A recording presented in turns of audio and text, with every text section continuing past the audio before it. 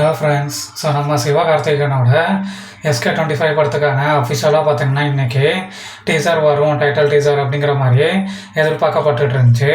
So அந்த நிலையில் இப்போ பார்த்தீங்கன்னா நம்ம சிவகார்த்திகேயனோட ஒரு போஸ்டர் பார்த்தீங்கன்னா மாசான ஒரு போஸ்டரை ரெடி பண்ணி ரிலீஸ் பண்ணியிருக்காங்க. ஸோ அந்த போஸ்டரில் பார்த்தீங்கன்னா நம்ம சிவகார்த்திகேயன் வந்து பழைய காலத்தில் இருக்க மாதிரியான ஒரு ட்ரெஸ்ஸு தான் பார்த்தீங்கன்னா போட்டிருக்காங்க. ஸோ அதே டைமில் கையில் பார்த்தீங்கன்னா பந்தம் பார்த்தீங்கன்னா ஒரு பாட்டிலில் தீ எரிஞ்சிட்டு இருக்க மாதிரி பார்த்தீங்கன்னா காட்டியிருக்காங்க. ஸோ போஸ்டர் பார்த்தீங்கன்னா வேறு லெவலில் தரமாக இருக்குது. ஸோ இன்றைக்கி எதிர்பார்க்கப்பட்டு இருந்த டைட்டில் அனௌன்ஸ்மெண்ட் டீசர் பார்த்தீங்கன்னா நாளைக்கு வரும் 4 PM அப்படிங்கிற மாதிரி அனௌன்ஸ்மெண்ட் பண்ணியிருக்காங்க.